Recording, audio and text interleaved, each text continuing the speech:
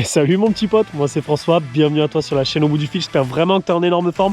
Avant de commencer la vidéo, j'ai la voix un petit peu qui part en live et le nez un petit peu bouché. Voilà, donc ce n'est pas le Covid, rassure-toi, je me suis fait le nez pour être sûr. Mais voilà, je suis un petit peu malade en ce moment, une petite maladie, vous savez les maladies qu'il y avait à l'époque là, ben voilà, c'est ça. Donc j'espère que vous êtes en énorme forme, vous êtes très bien installés. Aujourd'hui on se retrouve sur un spot, regardez-moi ça, c'est sublime. Voilà, c'est un spot magnifique et j'ai vraiment envie aujourd'hui de faire voilà, du brochet, de la perche, de déclencher des poissons, tout simplement de m'amuser, de faire de l'animal, voilà, de se faire plaisir sans vraiment cibler une espèce en particulier. En tout cas, j'espère les potos que vous êtes bien, comme je vous le dis, bien installés, que vous êtes en énorme forme parce que on va essayer de kiffer ensemble. N'hésitez pas tout de suite à me dire dans les commentaires, voilà, sur les prochaines vidéos, si vous avez kiffé cette vidéo, vos envies, vos désirs, tout ce que vous voulez, vous pouvez y aller, même les commentaires négatifs, j'écoute tout le monde. Les potos, c'est parti!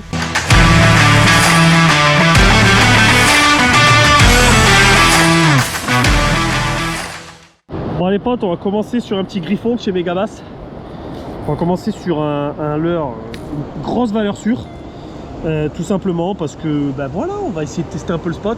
Et ici je sais que le crank marche très très fort. Et on est en face de l'écluse d'ailleurs qui est fermée, c'est dommage.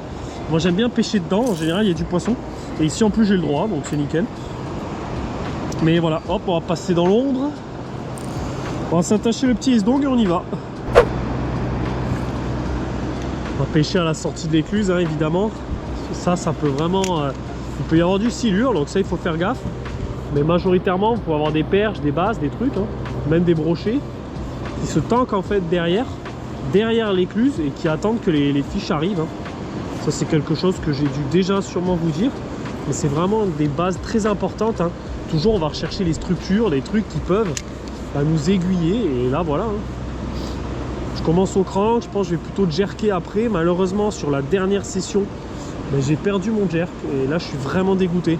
C'était un Lucky Craft, un truc merveilleux, ça enchaînait les perches ce truc. C'était un truc de débile mental ce leurre. Mais bon, je cache pas que voilà, maintenant en faisant évoluer ma pêche et en grandissant un peu à la pêche, ben, je me rends compte que quand même il y a des leurres chers qu'il faut acheter. Genre le griffon il est très très cher, mais si tu fais attention de ne pas le perdre, c'est un leurre qui est juste génial et qui fait du fiche, réellement. C'est comme le pointeur, enfin ouais, je crois que c'était le pointeur hein, de chez Lucky. Leurre exceptionnel, voilà. Des fois, il faut savoir... Ah, j'ai touché une feuille. Il faut savoir mettre un petit peu le prix, tant pis. Quitte à acheter moins de leurre après, c'est pas grave. Mais finalement, qu'est-ce qu'on veut? Qu'est-ce qu'on veut quand on va pêcher? On veut 1 milliard de leurres ou on veut des poissons? Donc je pense que voilà, la réponse, elle est là. On veut des poissons, donc il faut acheter les bons leurres, des leurres qui marchent. Et des fois, il y a des leurres chers qui marchent. Il y a aussi des leurres pas chers qui marchent. Il faut les avoir. Il faut avoir un peu de tout, en fait. Regardez, quand tu regardes le Fox Rage, c'est pas un leurre hors de prix. Hein. Franchement, tu peux en trouver pour pas trop cher. Et pourtant, il fonctionne. Donc, c'est pas forcément le prix. Mais parfois, c'est le prix hein, qui décide complètement le leurre. Et il faut pas cracher sur ça.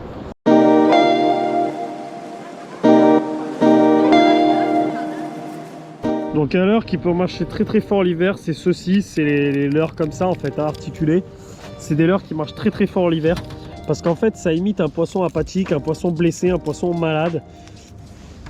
Et on sait, comme je vous l'ai dit tout à l'heure, que notre cher ami le brochet, bah, il veut pas se faire trop chier, on va dire, pour être dans les mots justes. Il veut pas trop s'embêter pour aller chercher une proie. Donc on va lui apporter une proie facile. On va y en apporter une. Je suis un peu dans l'ombre, mais le truc c'est que ces bordures là elles sont mieux que celles de l'autre côté. En tout cas j'ai de bien meilleurs résultats. C'est pour ça que voilà, je pêche là et après on va faire des petits coups comme ça. Voilà, on va écouter un petit poisson malade. Hein. Mais après l'hiver en rivière, faut pas s'étonner. Hein. C'est pas. Ça n'a jamais été simple. Hein.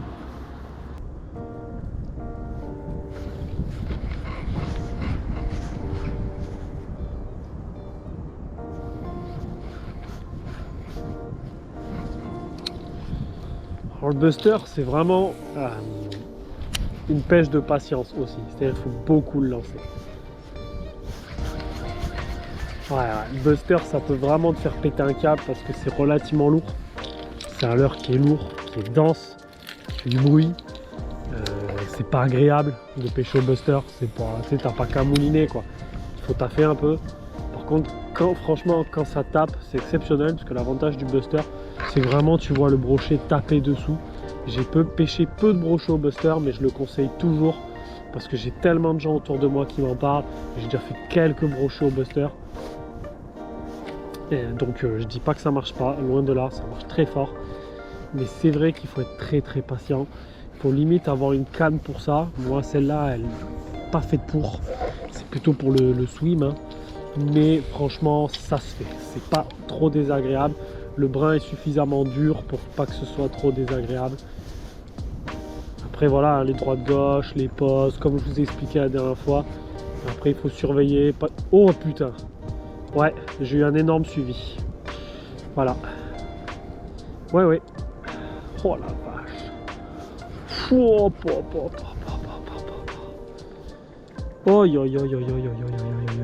attends, je vais relancer.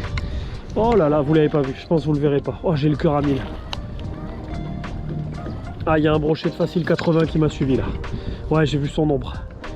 Bon, après on repart. Hein. Ah, ce que je vous disais, un Buster, faut insister. En fait, c'est quand j'ai redémarré qu'il l'a lâché.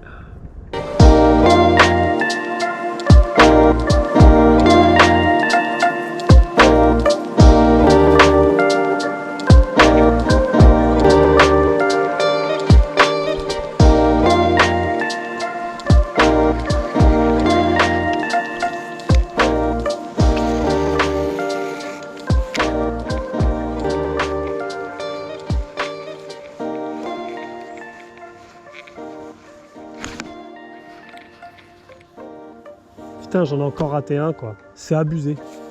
C'est abusé. Ah ouais, mais c'est bon, j'ai compris. Hein. Ils veulent du Buster, hein, mais ils sont très tatillons. Et je pense qu'ils n'étaient pas bien gros.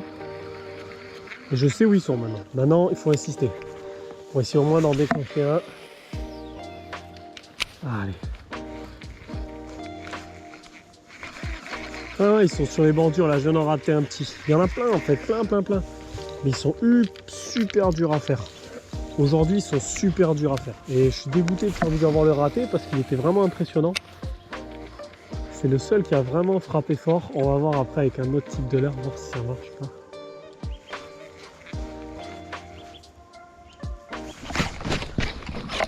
C'est bon. Ouais, il est venu. Ah. Ouf. Eh ben, il a de la force, hein, le cochon. Ah bah quand même, hein. Je sais pas du tout la taille qu'il fait, je pense qu'il est pas très gros. Un petit 60, un truc comme ça, 50-60. Ouais, c'est le cas. Oh, il est quand même sympa. Oh, bah enfin. Eh ben dis donc. Bah ouais, il faisait plus rien.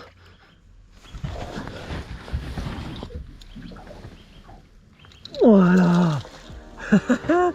Pike les gars, pikey, il fallait attendre le soir. Ça y est, ma voix a disparu. Bon, je le laisse dans l'épuisette, hein, pour ceux qui me disent oui François, fais attention, t'as pas de tapis. Oui, mais j'ai l'épuisette. Bon ben voilà. Ah.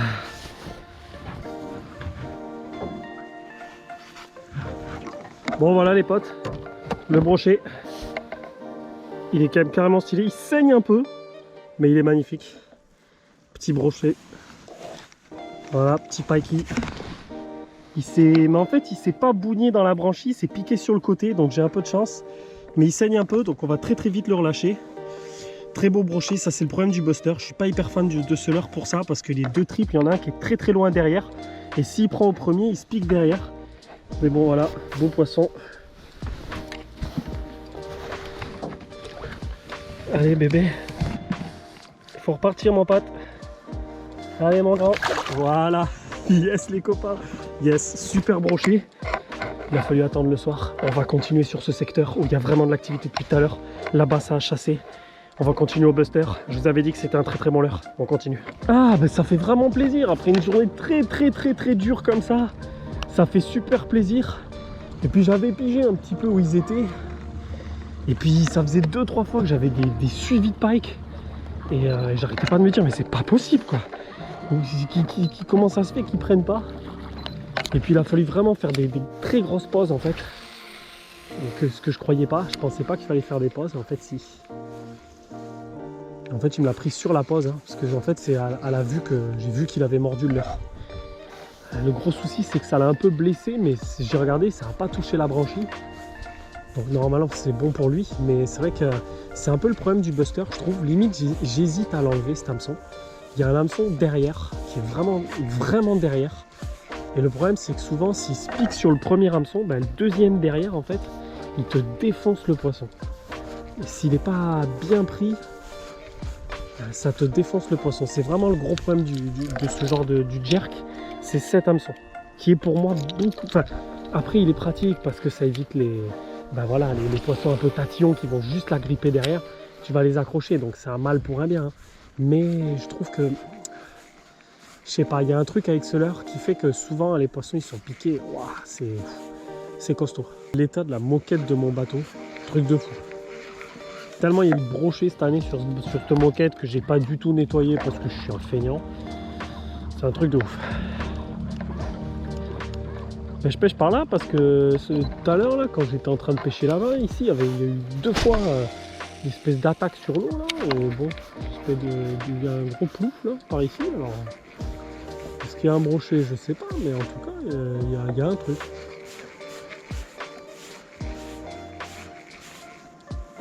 J'en ai un deuxième qui est beaucoup plus flash à voir dans la soirée. Si l'eau se teinte un peu trop, peut-être. Putain! Ah! Faut réessayer. Ouais, je viens d'en rater un. Pas évident, hein. Pas évident comme c'est sûr, mais j'avais envie je vous la partage. Je vous la partage parce que, ben voilà, c'est vrai que dernièrement, je vous ai partagé quand même des très belles sessions. Ben, je vous partage celle-là. C'est plus délicat. Il y a des sessions qui vont être plus dures que d'autres. Honnêtement, le nombre de vues, je m'en carre. Même si ça fait moins de vues, c'est pas grave.